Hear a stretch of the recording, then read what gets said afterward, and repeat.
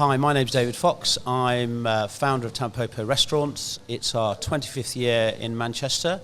We're in Albert Square, the original restaurant, which opened in May 1997.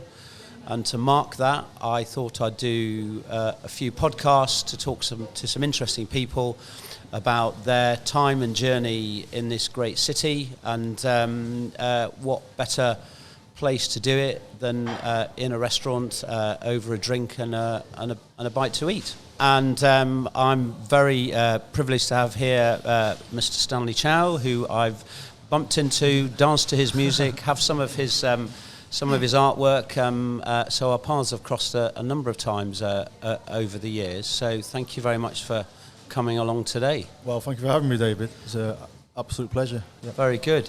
So part of the idea of this is there's a little bit of talking to strangers. You're not a stranger, but there's bits that I don't know about you. Oh, yeah, For sure. example, I didn't appreciate tell us a little bit about your background and upbringing.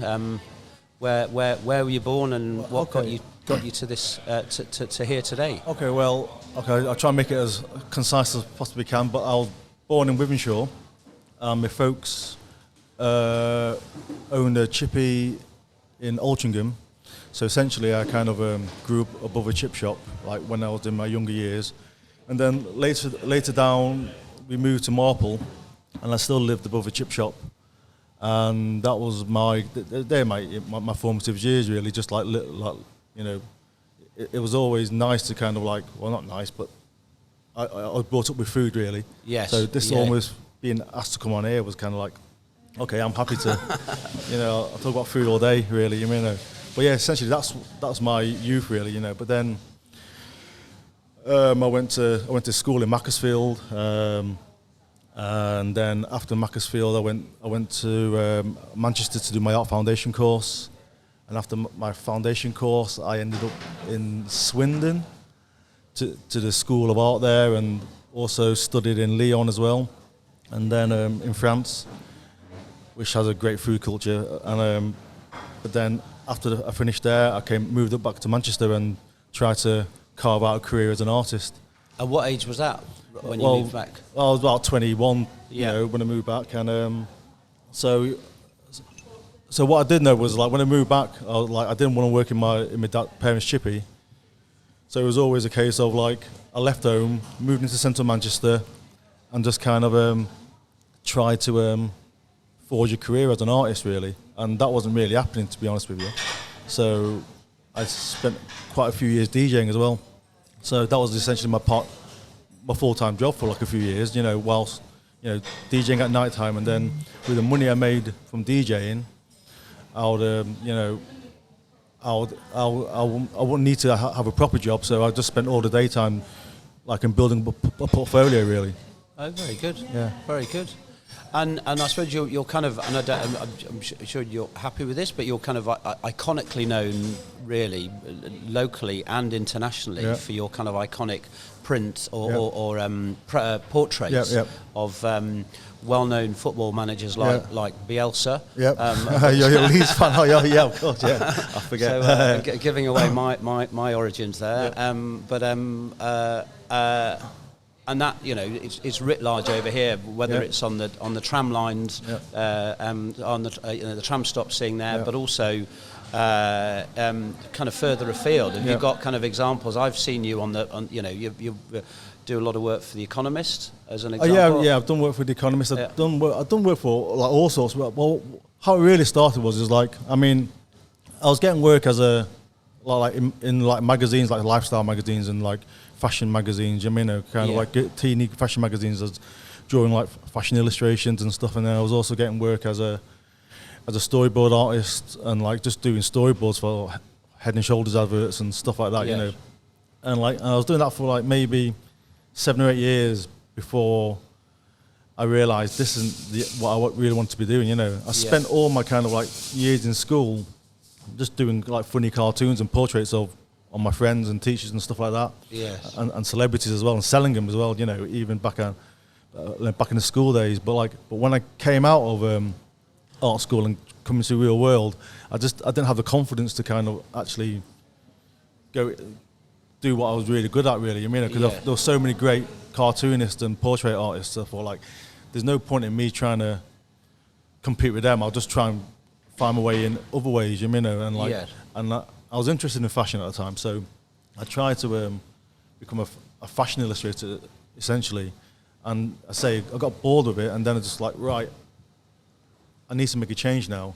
I actually want to do what I really want to do, which is portraits, you know. Yes. So I just started doing that more, you know, and like, and then thankfully there was stuff like Twitter was coming out, and all sorts of kind of social media sites, and I could just literally like stick all my images on there, really, you know. Actually, MySpace was the one that really kind of like changed it for me, because I did a bootleg poster for the White Stripes, and they actually saw it, and they rang me up and said, "Look, we've seen your bootleg poster. Can you just stop selling them, please? But however, we'll actually like to work with you, you know." Oh, very good. So that was the moment. That was one of the moments that kind of got you known for what you know. Pretty much so, yeah. So I did the portraits of Jack and Meg, and they were stuck on like little USB sticks. These USB sticks actually eventually got nominated for a Grammy Award, and then literally since then the floodgates kind of opened, really. Yes. Well, it was at the same time as the recession in 2008. Yes. But that's when kind of started, like, became an opportunity for me to build up a bigger portfolio of portraits, and have that on my CV, really, you know. Yes.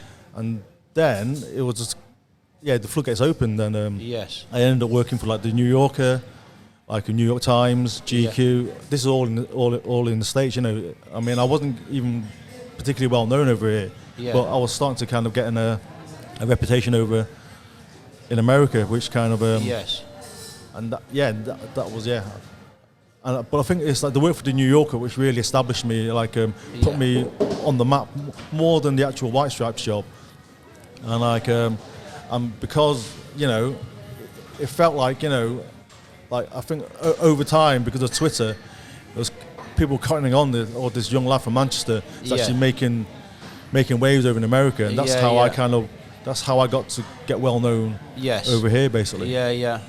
Oh, very good. Yeah.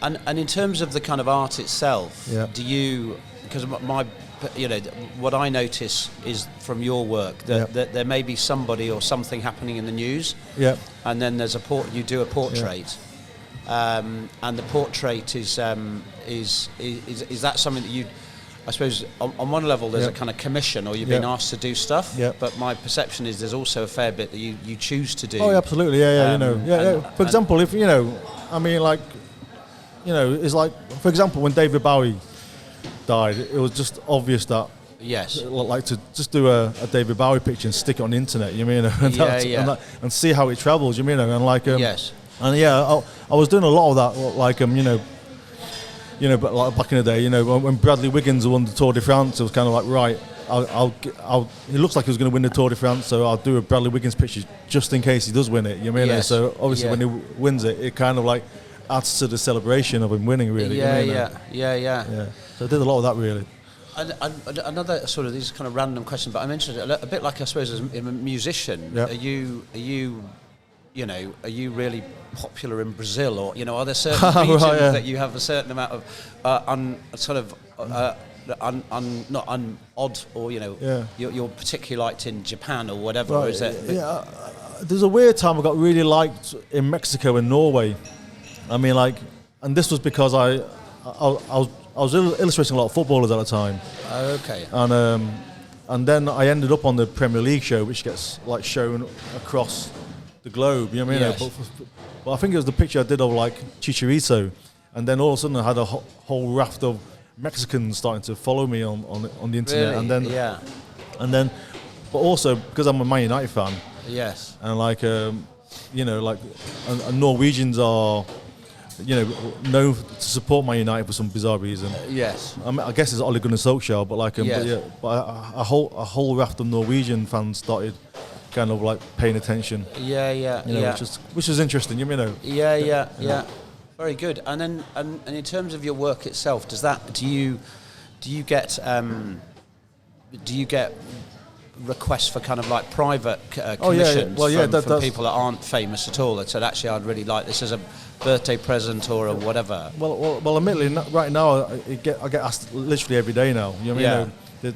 Up to like, there's times when I get to 100 times a week where I'm just like, can you? And it's like, mate, I can't do everyone. You mean? Yeah. I mean, it's I mean, I can pick and choose. You mean? Yes. And like, but you know, I'll just, you know, but usually like I kind of strictly stick to my I kind of stick to my plan, which is kind of like do as much commercial art as possible, like for magazines and adverts and stuff like that, and then for private commissions, they kind of like they're secondary. You know, if I got time to do one, and the person sounds interesting, I might do a private commission. I'll do most of them like for all my mates and stuff like that. Yes, you know, but it's always like a waiting list. You got to wait for like 3 or 4 months, like, you know, because I've got to get all the commercial work out of the way before I even think about doing a private commission for like someone just randomly, I guess. I don't want to say randoms, but like, you know. Very good. And tell us a little bit, I suppose, so 25 years ago, summer of 97, can you remember what you were up to then? Yeah, I was basically living, I think I was living in, where was I living then? I think I was living in Chorlton at the time. Yeah. And I would have spent like most of my evenings DJing. I was DJing at like a Night and Day, Dry Bar. It was Matt and Fred's. What's the other place? Not Tiger Lounge, Fab Cafe. You know what I mean? I had like regular, like 3 or 4 nights a week, basically. You know. Yeah. And what was what kind of headspace of the kind of the vibe of the city then? Well, the city then it was pretty buzzing. You know what I mean? And they were the very kind of like a. I mean, it's not what it is now, but it was you know, we had a, you know, it was weekends were buzzing. You know. Yes. I mean, I remember like even at like Fab Cafe. On the Friday nights I was DJing, people were queuing up to get in. You know what I mean? So that's always cool, you know. Yeah. So we opened here in May '97, and I think there was Cafe Uno on the other side of the square. There was nothing here. Yeah. We started looking for a site pre the IRA bomb. Yeah. And we'd found a site, and then the bomb went off, and it was like everything was off the table. Yeah. Certainly from the landlord's point of view. This used to be a physiotherapist clinic, and we were slightly nervous because it was the wrong end of the square in those days. Peter Street, if there was anything, it wasn't great. There was Live Bait, wasn't there? Was Live Bait before you guys? No, Live Bait was after us. Oh, okay. Yeah. So that was an office.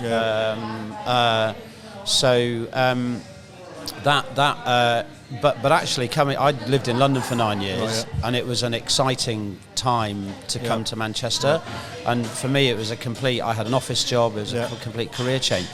But my perception then was there was a lot happening. I don't know how long had the kind of Canal Street been going then? Had it been going a while? Yeah, I was probably hanging out in Canal Street since like 96-ish. Yeah.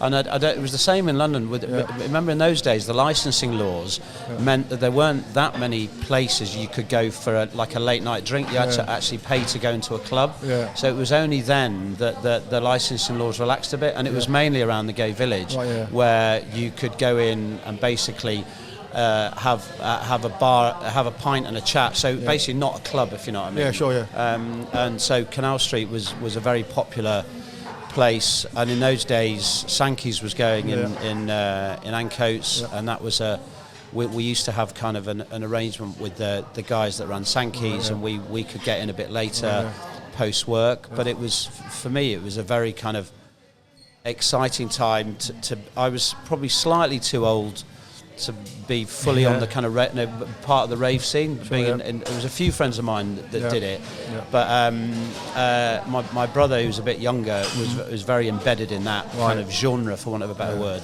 And I was almost like a kind of born again in terms of kind of saw what was happening and embraced it. Working in hospitality, it was good fun, and you did feel that we were kind of Tony Wilson was a massive Tampopo fan. Used to come in here. Remember, he did In the City. His office was one of our tables. Right, okay. Have people coming in, and it was just a very kind of. You felt that you were on kind of post kind of IRA bomb in particular. That you were on the part of something that was really happening and thriving. I totally remember that time when because I was meeting guys like from Elbow and Badly Drawn Boy and where we were hanging out was like, whoa, these guys are starting to make a new scene post Manchester. You mean exactly? So it wasn't nostalgic. It was of its time. It was of its moment. Thing happening. There was, and interestingly, working here, we had a lot of kind of diverse people from all over the world. We had, people from Japan, people from Australia, people from all over, and the one thing that they felt confident about is that they were in a city that was musically at the forefront, kind of globally, and were happy to be in the city for that, if that makes sense. I think that definitely does make sense. I mean, I hear when like a lot of the students that came to Manchester was purely for the music scene. Yes. And I think the guys that stayed after being students here, they've definitely kind of enriched the city. You know what I mean? Yes. And where sort of musically, where do you see that the city now? Then do you see, has that continued? Has it softened? Is it broadened? Is it? Well, I think like the music scene here is definitely kind of it's homogenized throughout the country. Really, I mean, like obviously there are bands who are proud to be from Manchester. I see music scene now is like it doesn't really matter if they're from Manchester anymore now. But back then I think it was a real big issue when it was kind of like becoming like when the city was up and coming. But now I think the city's reached a point where, like, for example, like bands from London don't really say they're from London anymore. They're from the UK. And I don't feel like there's still definitely a scene here, but it's definitely different from how it used to be. We used to be more proud of Manx. Of doing good, but now it's just like we're just doing good now. I think that's the difference. I don't know if that's a good thing or bad thing, but I generally say it's a good thing, really. The city has reached this level where we're from Manchester, but it doesn't really matter, really. I suppose you've got bands like the Blossoms. So in my head, it's kind of slightly broadened the kind of geographical area, so from the kind of almost like whether it's from Greater Manchester or from the northwest. The other elements, I think, I suppose there's the Warehouse Project, which is I have friends coming up from London, and it's not necessarily everyone's bag, but actually, it's a great reason to be in the city, the whole, for me, the whole Homo Electric scene and Homo Block is actually. This is probably, particularly with our kind of history with the whole kind of gay scene here, I think it's probably one of the few, if only, cities that it could, where it's got that kind of, the almost like, they talk about, sound of it, have you heard about, terroir in food?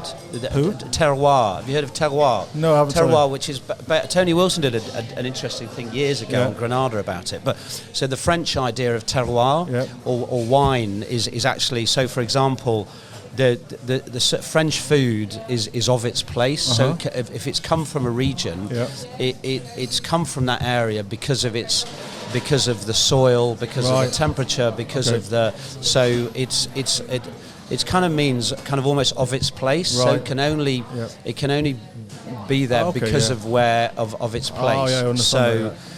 The example on this program that I watched years ago is, for example, have you scouse, the Liverpool, the potato.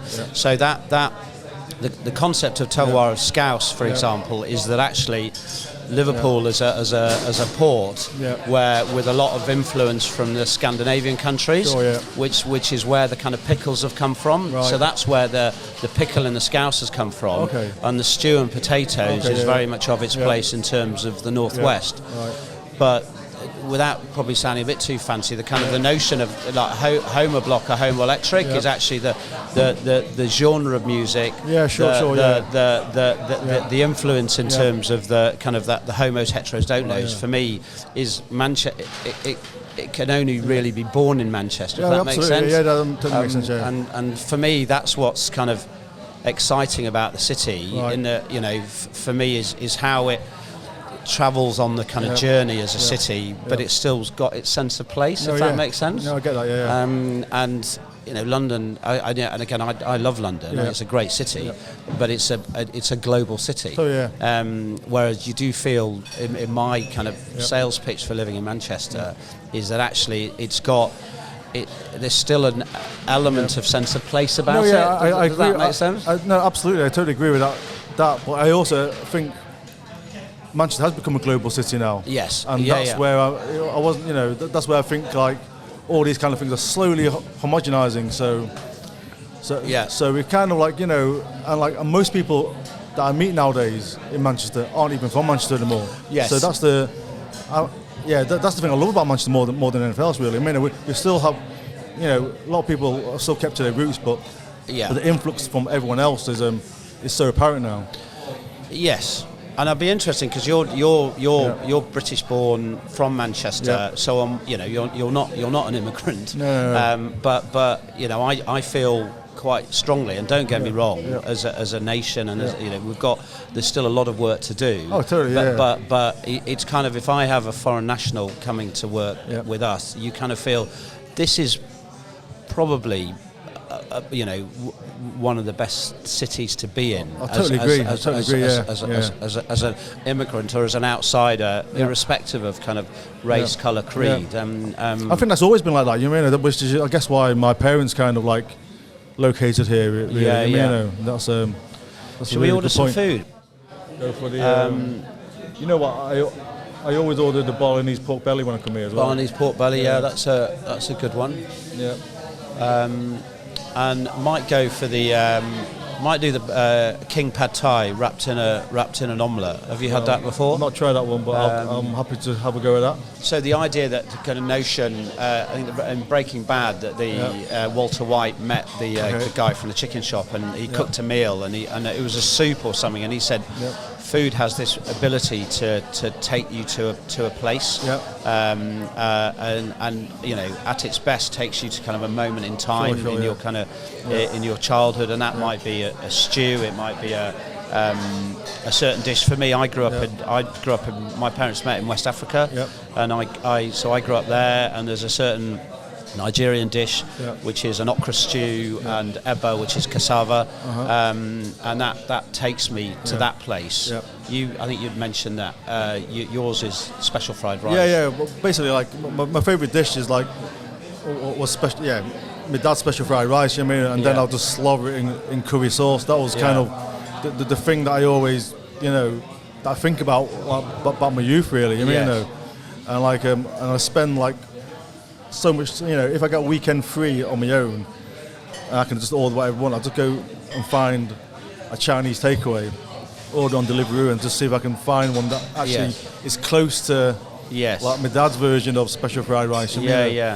I've not found it yet. Do you cook yourself? Or? I cook myself. So can you do your special fried rice? I can do my special fried rice, but I can't do my dad's special fried rice. Very good. I think I don't add enough MSG or something, or it's the right combination of dark and light soy. That's something like I'm not worked out yet. But essentially, like, I'll cook special fried rice, or any kind of fried rice, like for myself whenever I can.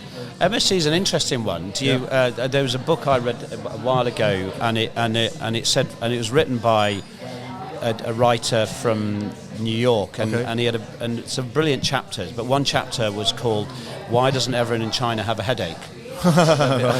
and it was quite mischievous because it kind of suggested that kind of us in the West had this probably slightly what's it called, a little bit of xenophobia in there about this ingredient. And basically by the end of the chapter he's basically saying, listen guys, this is more healthy than salt. We consume far more salt than we should do, and so maybe instead of putting salt in your dish you should sprinkle in a bit of MSG.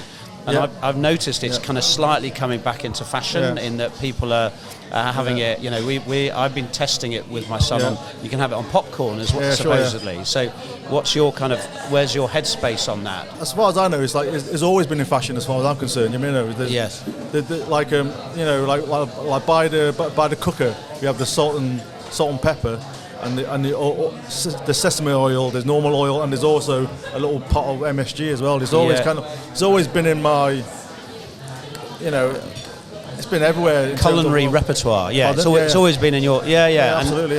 It's something that we've never, we don't put it in the restaurant, but that's a slight misnomer really, because actually a lot of ingredients that you put, whether it's oyster sauce, whether it's whatever, has MSG in it. So this notion that certainly a restaurant doing Asian food being MSG free is a nonsense.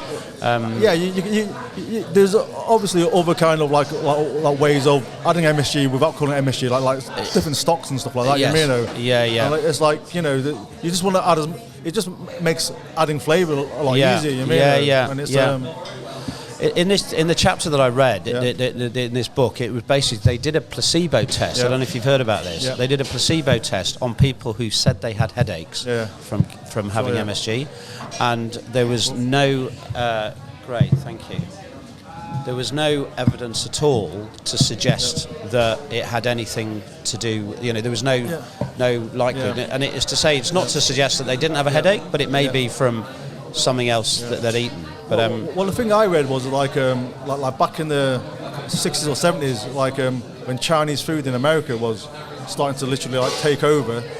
It was a case of it was a kind of almost a kind of a bit of propaganda basically against the Chinese. Really. Yes. There was a kind of a food report that came out saying MSG is bad for you. Yes. Whereas it proves to be utter nonsense really. Yeah. So it's because they wanted to find anything to kind of, just to, kind of diss that community. Exactly. I remember, even when we were younger, if that didn't work, God is I remember living in the local papers. There'd be the bullshit stories like cats found in Chinese food and whatever. It's and my dad used to be take a massive deep breath. This is just pure racist nonsense to me. And essentially that's what the MSG scare was back in the 70s. They just wanted to kind of slow down the progress of Chinese food excelling really. On that, let's eat. So I got some sticky wings here. So honey butter popcorn chicken has just been introduced on the menu. That's lovely. Which is kind of a Korean classic, but quite dirty. It feels. It does what it says on the tin. It's honey butter, so it's got honey in it and butter in it. That's filthy. Lovely. One of the things we do at Tampopo is work with quite a few chefs from all over Asia. Sure, yeah. So the guy we work with in Bali, he's got about 5 restaurants in Bali, and the Balinese pork belly, or belly pork, is one of the dishes that he's helped us with. There's quite a lot of differences, which I'm sure you appreciate, but Indonesia being the kind of spice island, this has got quite a few it's got a bit of clove in there. And so you've got far more of the kind of spices in the spices flavours, not as in spicy, but than you would in, say, a Thai dish. The Balinese pork is great, and it's so fatty, and I feel like fatty food is so underappreciated. No, I agree. Fried egg. We now do a Thai style fried egg, cook it in a wok, slightly different shape, and do that with fish sauce and chilies. So it just adds a bit more of a punchy flavour to it. This is we call this a king pad thai. I took my managers to Bangkok a few years ago before lockdown. So there's a specific restaurant in Bangkok that's quite famous for doing, basically it's a pad thai, and but it's wrapped in an omelette. Right. No, that's fantastic. So you've got to be like a bit of protein. So you kind of open it up like that, and then you then got the kind of pad thai in there like that. Wow. That's a kind of an example of where we're constantly trying to find food that's kind of interesting, but that can work for us and that customers would be interested in and like. Pad Thai recipe we also work with a lady called Pip who runs the Thai house cooking school in Bangkok. If you ever go to Bangkok, it's on kind of on the outskirts. You get picked up and taken down the Chao Phraya River and to the suburbs or the tributaries of the river. She has a great cooking school, and it's her classic kind of Pad Thai recipe. So yeah, we kind of constantly try and evolve and move forward in what we do, and more of that would come. I suppose. So your headspace, the last 25 years have been, you've been generally good. Yeah, well, I'd say the last 10, 15 years in terms of my career. Yes. It's just exponentially kind of, shot up really. I mean, it's like, it's been, you kind of look at other artists and their careers have kind of peaked and like, but for some reason it's just kind of carried on, and I think it is because I draw portraits, and like, and it's like it's not necessarily like my style. It's more because there's new people to illustrate all the time, you see, and I feel that's probably one of the reasons why I managed to have some kind of longevity in what I'm doing, and like, but more and more so though, I'm getting more work in Manchester and stuff, which was which like having. I mean, this is something that's happened over the last, like maybe 6 or 7 years. I mean, like you can see all my work on the Metrolink now. Yes. I do all the Chinese New Year, like promotions and stuff like that, and it's like, and that's kind of helped people get to know me, like in Manchester, really. Yes. And also I work a lot with Man United now, so all these things are they're all kind of colliding together, and like they're keeping the wheels in motion, really. It's I'm really fortunate that really, but yeah. Very good. I think, for me, I suppose I feel as kind of with the restaurant in Manchester, or now 2 restaurants in Manchester. It's just you do feel that you're part of a journey of the city as well. It's kind of moved. It has moved forward, and it's constantly moving. And I'm sure elements not without some controversy, but generally, I suppose I'm generally kind of a pragmatist in terms of actually the direction of travel is kind of way. And I still feel it feels the fact that you can walk from Piccadilly Gardens to say Castlefield, or it's still 20 minutes one end to the other, and I like that. I really do. It's a beautifully contained city. Yeah. It's big, but it's all crammed in. I mean, like, I'm starting to think it's like become a mini Manhattan to a certain degree. Yeah. I love the way in New York everything's so close together and compact, and like, and I'm getting that feeling that Manchester is actually kind of looking a bit more like that. Actually, I'm thinking like there's parts of Manchester when I'm looking around. It reminds me of Hong Kong, Yes. With all the skyscrapers coming out, and there's it feels like again, starting to feel really global and an international city now, Yeah, but I think it's the interesting. I suppose the interesting thing is it does feel that, but it also still feels quite hyper local, because I'm sure you will wander through the city. Yeah. If you walk from Piccadilly Gardens to, like I say, if you spend 20 minutes walking the city, you're going to bump into someone you know. Oh yeah, absolutely. And so that's also quite nice as well. I think it's lovely. So good.